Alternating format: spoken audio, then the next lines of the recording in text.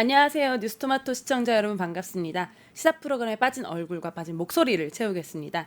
2030의 시선으로 바라보는 시사 프로그램 요즘 것들의 나라 걱정 진행을 맡은 봉하나입니다. 저희는 매주 금요일, 일요일 저녁 7시 30분에 유튜브 뉴스토마토 유튜브 라이브로 찾아뵙고 있습니다. 구독, 좋아요 부탁드릴게요. 여러분 다들 기대하셨다시피 드디어 이재명 대통령 시대가 열렸습니다. 무능과 불통, 독재의 그림자를 몰아내고 정말 이제 국민들이 이뤄낸 정말 위대한 승리가 아니었나 이렇게 생각이 드는데요. 이런 큰 폭풍이 지나고 난 자리가 이제 어수선하듯이 용산도 어수선합니다. 그래서 정말로 그 이재명 대통령 말씀처럼 용산이 이제 무덤처럼 텅텅 비어 있다. 일할 수 있는 상황이 아니다.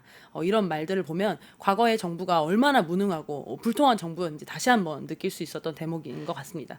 그럼에도 불구하고 우리는 회복과 성장으로 반드시 가야만 하잖아요. 그래서 이러한 길이 좀 어렵더라도 가야 되는 길은 또 절실한 것 같습니다. 이렇게 선거를 이기는 것도 참 이제 힘들지만 사실 정말 좋은 나라, 진짜 대한민국을 만드는 길은 더욱더 어려운 게 현실입니다. 그래서 시청자분들 너무나 잘 아시겠지만 거리에 나가면 자영업자분들이 진짜 어렵다. 요즘처럼 힘들 때 없다. 이렇게 말씀하시는 분들도 너무나 많고요. 또 우리나라를 둘러싼 글로벌 정세도 사실은 여전히 불확실하고 어려운 부분이 많은 것은 사실입니다. 그래서 이재명 정부가 이런 산적한 과제들을 잘 해결할 수 있도록 저도 그렇고 여기 보시는 시청자분들도 잘한 것은 잘했다. 못한 것은 못했다. 이렇게 하면서 정말 좋은 새로운 대한민국을 만드는 여정에 우리가 함께 힘을 모아가야 될 때가 아닌가 그런 생각이 듭니다. 그래서 오늘 요즘 것들의 나라 걱정에서는 선거 결과 모든 이 시사 프로그램이 다 한번 훑었지만 저희도 빠질 수 없으니까 선거 결과 한번 짚어보고 우리 앞에 놓인 과제들 그리고 우리가 생각하기에 이재명 정부가 이렇게 돼야 된다, 해야만 한다 하는 과제들도 같이 짚어보는 시간 가져보도록 하겠습니다. 그러면 정책 플랫폼 다시 만드는 세상과 뉴스토마토가 공동기획한 요즘 것들의 나라 걱정 지금 시작하겠습니다.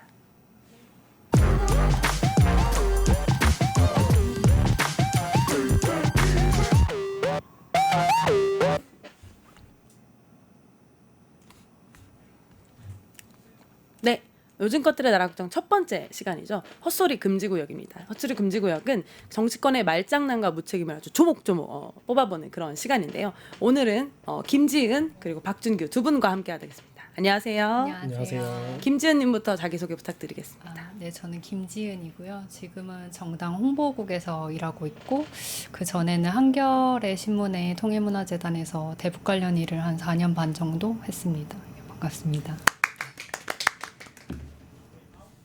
네, 안녕하세요. 한반도 청년 미래 포럼에서 대표를 맡고 있는 박준규입니다. 잘 부탁드립니다. 두 분 약간 텐션이 조금 낮은 올릴까요?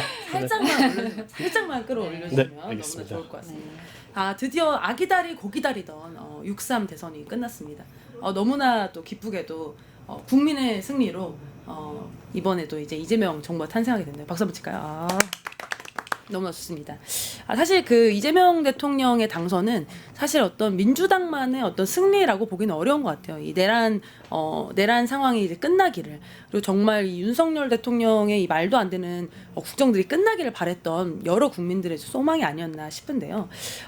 사실 그렇기 때문에 이제 기존에 우리가 이 선거를 바라보면서 이제 많은 예측들을 했었잖아요. 이번 선거 이런 말도 안 되는 계엄을 한 이 내란 세력들로 인해서 이루어진 선거기 때문에 필압승이다. 이건 질 수가 없다. 이런 이제 평들도 있었고요. 아니다. 이 극우놈들 무슨 짓을 할지 모른다. 이놈들 무슨 짓을 할지 모른다. 끝까지 긴장을 놓치지 말아야 된다. 이런 평들이 있었는데요. 결과적으로 받아든 성적표는 사실은 이제 그간의 예측들을 전반적으로 좀 빗나가는 어떤 그런 예측들이 아니었나 싶은데요. 이번 6.3 대선 결과 어떻게 보셨어요? 저는 그 결과를 보고 저도 한 50%는 넘지 않을까 생각했는데 생각보다 좀 낮은 득표율 보고서는 아직 그 이재명 지금 현 대통령이죠. 대통령에 대한 좀 의심과 보류의 표가 좀 많지 않았나 싶고 이 임기 기간이 좀 이제 경제 살리기 이제 올인하시고 하면서 좀 통합의 대통령으로 나아가라는 메시지도 좀 주지 않았나 이렇게 했던 결과였던 것 같습니다. 맞습니다. 그래서 사실 지난 대통령 선거 때는 네. 사실은 0.7% 정말 맞아요. 이제 안타까운 표차로 사실은 이제 윤석열 씨가 대통령 되는 모습을 우리가 바라볼 수밖에 없었는데요. 이번에는 그래도 좀 전반적으로 이게 막 큰 표차까지는 아니어도 전 지역에서 그래도 좀 고루고루 그렇죠. 민주당 지지세가 그래도 좀 약진한 모습을 보였는데요. 왜 어떻게 이런 모습 나타날 수 있었을까요? 제가 봤을 때는 전 사실 개인적으로 그런 생각을 했습니다. 국민의힘이 과연 그 선거 기간 때까지 얼마나 만회를 할 수 있을까를 집중적으로 좀 봤던 것 같은데 그 과정에서 너무 잡음이 많았다. 계엄 이후에 네, 선거 이 기간까지 선거 기간까지의 당내 잡음이 너무 국민들에게는 왜 저럴까라는 생각이 드는 행보가 많았어서 당연히 저는 민주당이 이길 거라고 생각을 했으나 그래도 약진했던 게 보수 세력이 그거에 대한 위기감을 느끼고 더 집결을 하지 않았나라는 생각을 조금 했었습니다. 지금 화면에 그 제21대 대선 개표 결과 지역 육각형으로 나와 있는 거 사진 한번 틀어주시면 좋을 것 같은데요. 지금 보시면 정말로 이 새빨간 지역들은 이제 대구와 부산 일부를 제외하고는 전반적으로 그래도 이 푸르스름한 기운이 싹 느껴지시죠? 예, 그래서 이 서울에서도 특히 이제 강남, 가평, 서초, 그러니까 흔히 우리가 말하는 이제 강남 쪽 제외하고는 전반적으로 이 그 당시 이제 이재명 후보가 10% 이상 혹은 5%에서 10% 이상 득표한 이 지역들이 이제 전반적으로 많았다는 걸 보면 사실은 이번 대선은 결국 국민들 대다수가 원하는 사실 이건 단순히 이재명 대통령 만들기 이런 개념이 아니라 이 내란 세력을 척결해야 된다는 큰 의식을 가지고 이번 선거가 치루어진 게 아닌가 이런 생각이 듭니다. 근데 이번 선거에서 또 보면은 사실은 그 너무나 이 내란 세력이 너무 엄혹하다 보니 60%는 기본적으로 넘을 것이다. 아니다. 60% 오바다. 55는 넘는다. 이런 분들도 있었고. 아니다. 그래도 50은 넘는다. 이제 이런 분들이 있었는데 그래도 50은 좀 넘지 못한 결과가 나와서 저 개인적으로는 좀 상당히 아쉽더라고요. 물론 이제 그렇다고 이게 의미 없다, 별로다, 이런 건 전혀 아니지만 그럼에도 불구하고 좀 이렇게 크게 이겼으면 좋았을 텐데라는 아쉬움이 남긴 하는데요. 마지막에 정말 보수가 집결한 것 같아요. 이런 건 어떻게 보세요? 저는 사실 유권자 입장에서 봤을 때는 양쪽 다 리스크라는 거를 서로 네거티브로 가져가는 게 가장 큰 판의 요점이었기 때문에 그런 입장에서는 어느 한쪽으로 쏠리는 건 대한민국의 미래를 봤을 때 오히려 민주주의 차원에서는 조금 다행이지 않았나 싶습니다. 맞아요. 그런 부분도 좀 있죠. 또 이 부분에 또 살펴봐야 될 부분 중에 하나가 이준석 후보가 사실은 초반에는 굉장히 약진할 거라고 15%도 넘을지도 모른다 이랬는데 뚜껑 까보니까는 이제 8%대로 이제 마무리를 했어요. 그래서 사실은 돌풍이 아니라 압도적 새로움이 아니라 압도적 혐오감으로 지금 선거를 마무리하게 됐는데요. 그럼에도 불구하고 2030 이제 남성분들의 표가 상당히 많았다는 점을 이제 부정할 수 없을 것 같습니다. 그래서 그 이준석 2030 남성표 얻었지만 결국 혐오 정치로 묻어졌다. 예, 그 사진 같이 한번 보면요. 대선 출구조사 당시에 20대 남성 37.2%가 이준석에게 투표한다 이렇게 나왔었어요. 그러니까 상당히 높은 투표율을 보이고 있는데 이런 모습은 왜 나온 걸까요? 아무래도 조금 2030 친구들이 청년의 미래가 없다 이런 말이 있을 정도로 좀 불안감을 현실에서 많이 느끼고 있고 집값이라든지 취업이나 이런 것들이 이전 민주당 정부에서 여러 가지 청년 정책을 펼칠 때 좀 약간 여러 가지 논란이 있었던 것이 좀 보수화에 기여하는 부분이 있지 않았나 싶긴 하거든요. 그래서 약간 이준석 후보는 좀 젊은 후보기도 하고 2030 이제 지지자들에게 많은 관심과 이제 이끌어 가겠다 이런 포부를 밝혔으니까 조금 그런 면에서 이제 자신들을 대변한 인물로 이준석을 좀 선택하지 않았나 이런 부분이 저는 그렇게 생각합니다. 맞죠. 그래서 2030 입장에서는 어찌됐건 나랑 좀 나이대가 비슷하고 맞아요. 나와서 좀 고군분투한다고 하니 좀 이제 마음도 갔을 것 같고 말씀해주신 대로 2030 남성들 입장에서는 기존의 어떤 정책들이 나를 위한 정책들에 대해서는 좀 무감한 거 아니냐, 나를 대변해주는 사람들은 없다 이런 인식을 했기 때문에 또 이준석의 또 표가 또 쏠린 건 아닌가 또 그런 생각이 드네요. 또 어떻게 보셨어요? 제 주변을 봤을 때 생각해 보면요. 사실 가장 크다고 느꼈던 거는 세대 교체에 대한 열망. 그러니까 사실 토론 그 발언 전까지만 해도 구체성 뭐 그런 걸로 네거티브를 가져가기도 했지만 그리고 기성 정치인들에 대한 새로운 도전하는 모습 이런 거에 좀 매력 어필이 됐던 것 같고 또 부수적으로는 그 이준석 후보를 지지했던 남성들 중에서 기존의 그 갈라치기라고 하죠. 남녀 갈라치기에서 나온 극단적인 지지 남성 지지자들도 두루 존재했던 것 같습니다. 네. 그런 부분이 복합적으로 나타나서 이제 예상으로는 15%를 갈 것이다 했지만 마지막 토론 때 그 문제가 됐던 발언 때문에 아마 결과가 이렇게 나오지 않았나 싶습니다. 맞습니다. 사실은 그 지금 나온 이 2030의 득표율을 잘 조망하고 이걸 대비하지 않으면 사실 이 흐름 그대로도 갈 수 있거든요. 그래서 저 개인적으로는 사실 지금의 어떤 정치가 그 2030 남성분들에게 현실의 어려움을 타파할 수 있는 대안들을 제안하지 못했고 그 부수적 효과로 이준석이 저렇게 혐오하고 갈라침을 함에도 불구하고 사실은 득표를 가져갈 수 있지 않았나. 그런 부분은 앞으로 민주당이든 다른 정당들이든 이런 것들을 좀 챙겨가야 되는 부분이 있지 않나 싶습니다. 근데 그런 어떻게 보면 그런 기대를 안고 이제 출마했던 이준석 후보가 사실은 이번 대선에서 너무나 큰 네거티브를 넘어서 이제 혐오적 발언들과 어떻게 보면 거의 이제 정말 무리를 일으킨다고 할 정도의 발언들로 대선 토론을 뒤엎으면서 사실은 그 기대를 혐오 정치로 결국 끝내버리게 된 것 같아요. 이런 모습은 어떻게 보셨어요? 제가 그때 그 토론하는 날 그 소통관에서 이준석 후보가 그 단일화 관련해서 기자회견 한 걸 직접 봤었는데요. 그때 이제 지지율이 좀 상승세였어요. 그래서 아무래도 그래서 그런지 이준석 후보가 좀 강한 드라이브가 필요하다 이렇게 생각을 했던 것 같아요. 그래서 내가 김문수를 넘어설 수 있다 이렇게 발언을 하셨는데 그런 약간 자신감이 결국엔 조금 약간 토론에서는 너무 과하게 화를 불렀던 것 같고 근데 그런 네거티브 하는 모습이 사실은 기성 정치인과 다르지 않아서 압도적 새로움을 내세웠던 이준석 후보와는 좀 괴리감이 있었고 그리고 2030이 이준석 대표를 또 지지하는 이유 중에 하나는 좀 새로운 정책적인 내용이나 이런 거를 이끌어 가주길 바란 건데 약간 네거티브를 함으로써 조금 더 이게 현실 인식 간에 좀 정치인하고 국민하고 좀 괴리가 있지 않았을까 이런 생각이 듭니다. 네. 저도 진짜 너무 공감하는 게 그는 왜 그렇게 급했을까? 네. 그런 생각도 좀 드는 것 맞아요. 같아요. 사실은 본인이 나는 김문수랑 단일화 안 한다 이렇게 선언했으면 맞아요. 오히려 국민에게 자신의 어떤 정책적인 것을 설파하고 이런 대안들을 보여주는 기회로 삼았으면 사실은 더 큰 호응, 어떻게 보면 더 큰 성원이 있었을 것 맞아요. 같은데 오히려 너무나 구시대 문법적인 맞아요.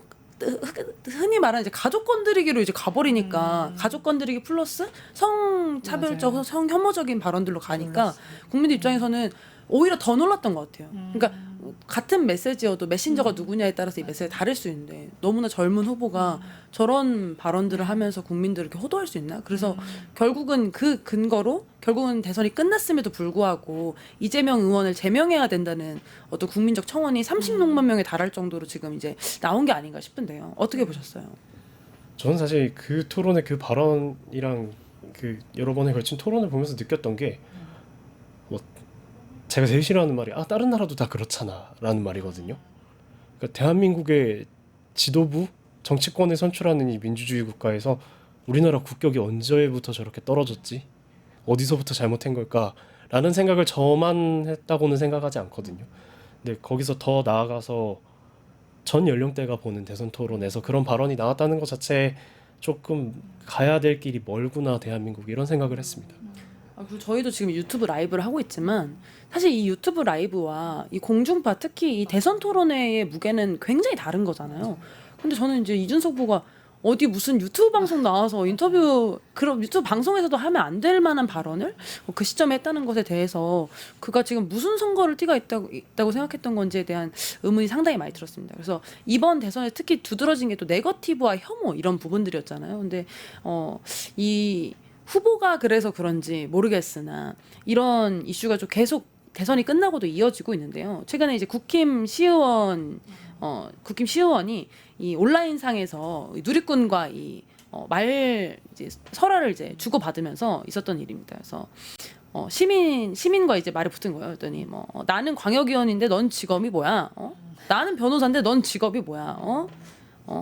그리고 막 정말 이제 제 입으로 차마 좀 담기도 좀 어려운 얘기지만 어떤 얘기들이 보통 이렇게 있냐면요. 제가 좀 말로 하기가 진짜 좀 어려운데 너는 이제 이렇게 세금도 안 내면서 이런 식으로 하냐? 너는 백수 아니냐? 이런 식으로 말하는 해충이 아니냐?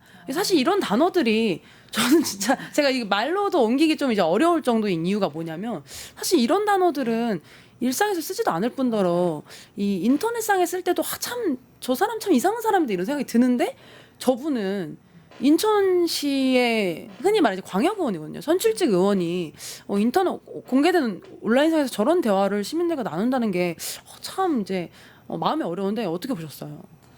그래서 저는 아까 하나님 말씀하신 것처럼 요즘에 이제 방송이 유튜브로 많이 대체되고 또 공론장이 커뮤니티로 대체되다 보니까 거기서 되게 정말 배설자구 같은 그런 발언들을 이제 정치인들이 이게 온라인과 오프라인을 구별하지 못하고 이게 되게 반응이 호응이 좋은 것들은 사실 되게 자극적인 부분이 많잖아요. 그런 것들을 약간 이게 현실과의 정말 괴리가 있는 거죠. 그런 것들을 조금 이렇게 밖으로 이게 표출되는 게 아닌가. 그래서 좀 우려스러운 부분이 많고 이 사회가 정말 이렇게 좀 어떻게 건강한 사회로 가야 되든 건강한 토론이 이루어지고 건강한 이제 대화 소통이 있어야 되는 건데 그 정치인부터가 이렇게 언어 사용에 있어서 이런 부분을 한다는 것 자체가 좀 되게 우려스러운 부분이 큰 것 같아요. 맞습니다.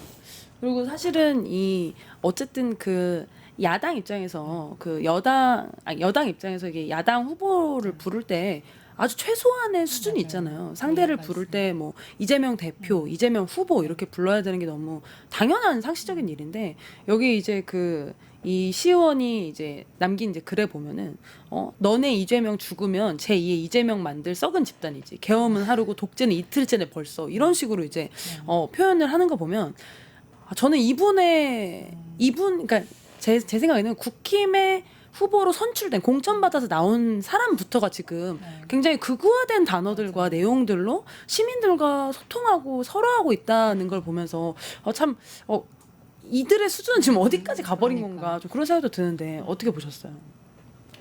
이거에 대해서 사실 저희가 여기서 논의하는 것 자체가 좀 웃기다고 생각해요.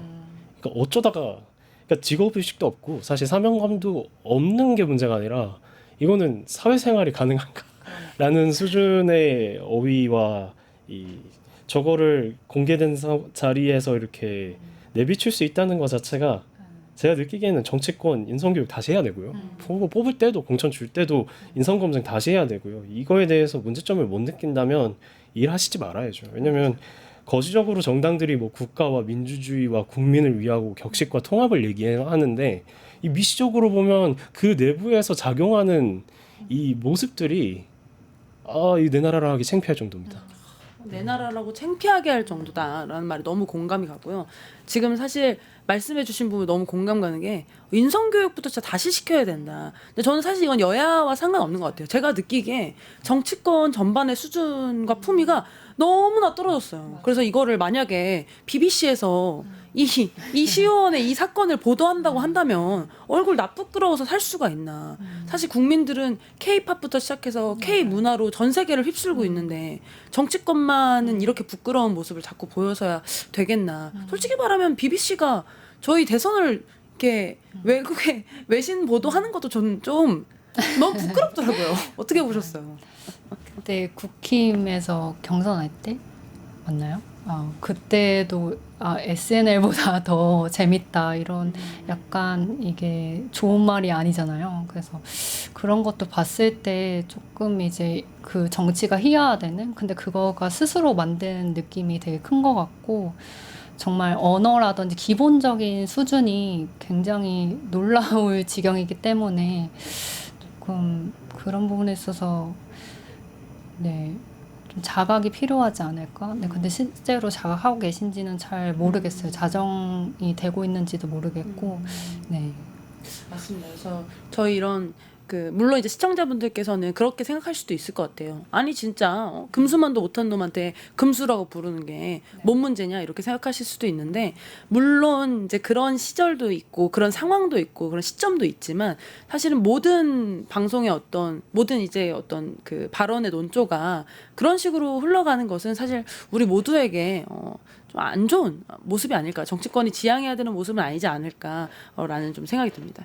그래서 이런 엄혹한 시절들을 이런 발언하기도 참 어려운 이 상황들을 거쳐서 결국 너무나 다행히도 이재명 정부가 탄생했습니다. 그래서 제가 오늘 방송 직전에 시민분들한테 이재명 정부에게 바라는 게 뭔가요? 라는 이제 인스타그램에 무엇이든 물어보세요라는 어떤 기능이 있는데요. 그걸 통해서 이제 여쭤봤는데요. 사진 같이 띄워주시면 좋을 것 같아요. 그래서 이재명 정부가 해야 할 일은 바라는 것도 기대하는 건 뭐세요? 라고 물어보니까 이제 앞으로 여름이 오니까 전국적으로 침수 지역 점검 확실히 해야 된다. 특히 저번에 이제 침수 사건이 있었던 강남 일대, 그리고 또 강남 일대 하면 또 생각나는 얘기죠. 고액 체납자가 오늘 뉴스가 나왔는데 그렇게 많대요. 그래서 강남에 있는 고액 체납자들, 또 이건 또 이재명 정부니까 더 기대하는 것 같아요. 이런 상습적으로 세금 안 내는 사람들 꼭 잡아다가 심판해야 된다, 이런 말씀도 남겨주셨고요. 다음 넘겨주시면은 이번 대선에도 드러난 부분들인데요. 가짜 뉴스, 선동하는 언론들 강력 대응하는 모습 보고 싶다. 언론 개혁 너무나 필요하다. 이런 말씀도 해주셨고, 다음은 이 내란당 해체해야 된다. 내란 종식해야 된다는 말씀도 해주셨고요. 또 이 비정상적으로 학생들을 죽게 만드는 대학 서열화 이거 완화해야 되고, 대학 평준화도 해야 된다. 그리고 직업 교육이라든지 이런 것도 해야 된다. 이런 얘기 해주셨어요. 그리고 마지막 또 다음은 정말 중요하죠. 사실은 이전 앞 정부들에서 특히 탄핵당한 정부들에 나온 부분들인데요. 참사 없는 나라. 특히 대형 참사 없는 나라. 그리고 또 최근에도 SPC 사건이 있었듯이 일하다가 죽지 않는 나라. 이런 부분들 바라는 목소리들도 있었고요. 또 요즘 너무 경기가 안 좋다 보니까 서민 경제, 소비 진작, 자영업자 살려주세요. 그리고 미래 청소년의 목소리에도 또 귀 기울여 주세요. 언론 개혁 내란 정식 시급합니다. 이런 얘기들 해주셨습니다. 그래서 지금 보신 것처럼 정말 국민분들이 이 국가에 바라는 것들은 사실은 언제나 그렇듯이 좀 명확한 것 같아요. 안전한 나라, 일하다가 죽지 않는 나라, 정말 살다가 그냥 아무 느닷없이 내가 잘못한 일도 아닌데 죽지 않은 나라, 이런 것들을 좀 기대하시는 게 아닌가 싶습니다. 두 분께서는 앞으로 이 이재명 정부가 앞으로 해야 할 일 혹은 바라는 거 있으시면 또 어떤 거 있으세요? 저는 아무래도 남북 관계 쪽을 했다 보니까 조금 취임식 때도 평화로운 이제 남북 관계에 대해서도 언급을 하셨지만 실제로도 그런 진작이 있었으면 하는 바람이 크고, 사실 윤석열 정권에 있었을 때는 남북 관계가 거의 이제 파탄이 난 수준이었어가지고 사실 그거를 회복하는데도 쉽진 않겠지만 되게 어려운 문제긴 하지만 그래도 가야 할 길이 아닐까 이렇게 생각합니다. 너무 맞습니다. 사실은 가장 큰 안전은 또 가장 큰 맞아요. 평화죠. 평화가 이루어져야 우리의 일상의 안전을 지켜줄 수 있기 때문에 너무나 중요한 말씀입니다. 저는 사실 다른 안건들도 다 중요한데요. 일단 국민들이 가장 중요하게 느끼는 민생 해결이 우선적으로 돼야 될 것 같고, 제일 장기적으로 걱정되는 건 대선 이후에도 이 갈라져 있는 두 동강 나 있는 양극화, 이거에 대해서 조금 이제 취임하시고 초기에 다 잡고 가지 않으면 이게 계속 정치하시는 내내 문제가 되지 않을까 싶어서 이런 부분들은 또 조금 국가 차원에서 국민 통합이 될 수 있도록 어느 정도 주춧돌을 잡고 가야 되지 않을까 싶습니다. 너무나 공감합니다. 근데 이걸 또 이재명 대통령께서도 알고 계신 것 같아요. 저는 아까 말씀은 안 드렸는데, 이재명 대통령이 저번에는 졌고 이번에는 이겼다라고 한다면 이긴 이유가 뭘까라고 생각하면은, 저는 그 중에 하나가 대선 이제 출마하실 때부터 말씀하신 이 나라에 이제 빨갛고 파란 게 있는 게 아니다. 이 나라의 어떤 진짜 대한민국을 만들기 위해서 필요하다면, 국민을 위해 필요하다면 무엇이든 쓰는 실용적인 정치가 필요하다. 사실 그게 국민들이 원하는 거고, 사실 이게 진짜 통합이잖아요. 사실 진짜 통합이라는 게 잘못된 것도 용서해주고 끌어안는 게 통합이 아니라 진짜 이제 잘못된 건 잘못됐다. 처벌받아야 되는 건 처벌받는다. 역사적으로 규명해야 되는 규명한다. 그럼에도 불구하고 국가적인 어떤 나아가야 될 길을 위해서 필요한 것들은 적재적소에 활용한다. 이런 측면에서는 앞으로 그런 부분들은 좀 기대해 볼 수 있지 않을까 싶습니다. 그래서 이재명 대통령의 또 성공, 어떻게 보면 당선의 어떤 또 하나의 키가 저는 좀 일 잘하는 대통령, 유능한 맞아요. 대통령 이런 이미지가 확실히 있었던 것 같아요. 근데 그런 모습이 이제 출근 첫날부터 좀 보여주신 것 같은데요. 사진 같이 보시면 출근도 안 하던 대통령 보다가 이제는 퇴근을 안 해. 그래서 워커홀릭 이 대통령 옆에서 바쁜 참모진들 요런 이제 내용들도 있었는데요. 그러니까 정말 출근하자마자 사진 보시면 내리면서 이렇게 전화하면서 내리는 이제 모습들이 있어요. 그러니까 그 정도로 지금 밀려 있는 현안들을 이제 처리하기도 바쁘고 또 인수위도 없다 보니까 처리해야 되는 일도 많은 것 같고요. 또 대외적으로는 이제 이번에 이제 G7 이 열리는데 사실 저희는 이제 G7 개최국이 아니기 때문에 뭐 초청하거나 이렇게 개최하거나 이럴 수는 없지만 불러줘야 가는 거잖아요. 맞아요. 근데 그래서 이 기존에 이제 윤석열 정부 때에서는 이제 불러주질 않아서 이제 갈 수가 없었는데 이번에 또 다행히도 이제 캐나다에 열릴 때 불러줘서 그래서 사실 이런 것도 사실 근데 그냥 단순히 불러줘서 가는 건 아니거든요. 앞단에 치열하게 우리가 이제 G7에 가서도 어떤 영향력이나 발언을 하기 위해서 이제 국가 차원에서 이제 관리를 했었어야 되는데 그런 부분들을 했기 때문에 사실은 또 이재명 정부 들어서자마자 G7 참석이 가능해진 거 아닌가 이런 생각이 듭니다. 그래서 이런 모습을 보면 사실 좀 기대되는 것 같아요. 왜냐면 이전에는 너무 이제 일을 안 하고 불통하고 좀 이분이 뭐 하고 계신 건지 맨날 뉴스에서는 무슨 미신 네. 뭐 무술 뭐 이런 맞아요. 내가 지금 정치 뉴스를 보는 게 맞는 건가? 뭐 이런 생각이 들 정도의 일들이 많았었는데 앞으로는 좀 이런 게 정상화된다고 생각하니까 좀 다행이라는 생각도 드는데 앞으로 이런 모습 보니까 앞으로 좀 어떠세요? 어떤 식으로 되실 것 같으세요? 되게 기대가 많이 되는 것 같고 효능감 느낀다. 여기 요즘에 유행어처럼 되잖아요. 그래서 투표에 효능감을 느끼시는 국민들도 되게 많은 것 같아요. 뉴스를 보시고 드디어 일을 하는구나 이런 모습도 많이 보이고 그게 이제 아직은 허니문 기간이긴 하지만 그래도 조금 이런 모습을 더 많이 보여주시고 더 성과가 있으면 또 이렇게 이재명 후보에 대해서 좀 의심하시고 약간 잘 모르겠다 하시던 분들도 조금 더 신뢰가 가고 그리고 또 통합의 메시지에도 더 가까이 가지 않을까 싶습니다. 네. 대표님과 과장님께서 좋은 말씀 다 해주셨고 이제 저도 다 공감하는 바이라서 저는 어렵죠. 약간 냉정하게 이렇게 약간 유권자로서 좋은 해주세요. 덕담이자 이렇게 결과로 증명하십시오 대통령님 이라는 말을 하고 싶습니다. 왜냐하면 정치라는 것 자체가 유권자들이 받아들일 때는 결과로서 받아들이기 때문에 이제 보여주시는 거 뭐 이렇게 임하시는 모습도 좋지만 결국 결과로서 조금 더 살기 좋은 나라로 만들어 주시기를 좀 부탁드리겠습니다. 저는 너무 공감해요. 맞아. 사실 정부는 증명하는 자리잖아요. 이게 그냥 뭐 입으로만 할 수 있는 자리가 아니기 때문에 그래서 더 기대하는 것 같아요. 왜냐면 지금 증명해야 되는 영역들이 너무나 많습니다. 그래서 경제 지표도 지금 너무 안 좋고 대외적인 협상해야 되는 일들도 많기 때문에 이재명 정부가 해야 될 일이 많다. 이런 부분들. 그래서 그런지 사람들이 사실 다른 정권과 조금 다르게 이번 대통령 인사에 정말 관심이 많은 것 같아요. 예. 저는 대통령 인사 이렇게 사람들이 한 명 한 명에 대한 관심이 많은 걸 처음 봤어요. 그래서 아무래도 이런 것들이 국민적 기대를 반영한 게 아닐까 싶은데 어떻게 보세요? 저도 인사 되게 관심 있게 보고 있는데 지금까지는 크게 이제 무리되는 거나 논란되는 인사는 딱히는 없어 보이는데 그 이제 오광석 변호사님 이거에 대한 우려는 많은 것 같은데 아무래도 경찰 개혁이 좀 연관되어 있으니까 그런 부분이 있는 것 같고 그래도 아마 여러 생각이 있으시지 않을까 그런 생각을 해보고요. 첫 인사다 보니까 그리고 또 통합의 메시지를 강조하셨기 때문에 이제 또 뭐 친명 비명 이런 이야기도 있고 그리고 또 다른 이제 곳에서 넘어오신 분들도 있고 또 아니면 저희 이제는 야당 다른 이제 연합하고 이런 부분들도 있어서 좀 어떻게 인사를 고루 분배하실 것인가 그거에 대해서도 좀 초점을 두고 보고 있는 부분도 있어요. 네.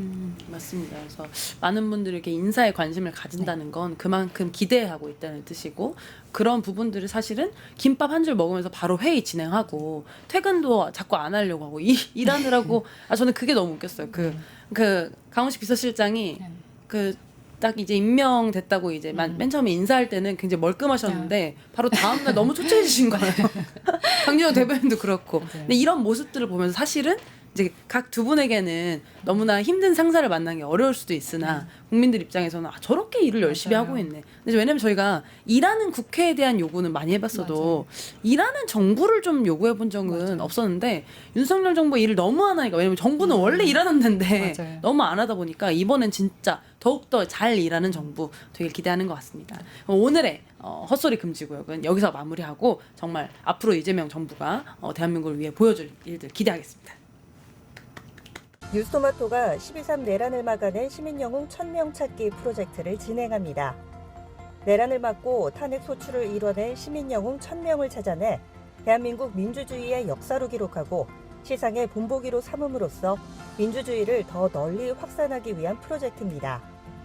이 과정에 직접 참여했거나 참여자를 추천해 주실 분들은 우측 제보하기 QR코드나 아래 메일로 추천 및 제보해 주세요. 많은 참여 바랍니다. 뉴스토마토와 함께해 주실 분들을 기다립니다.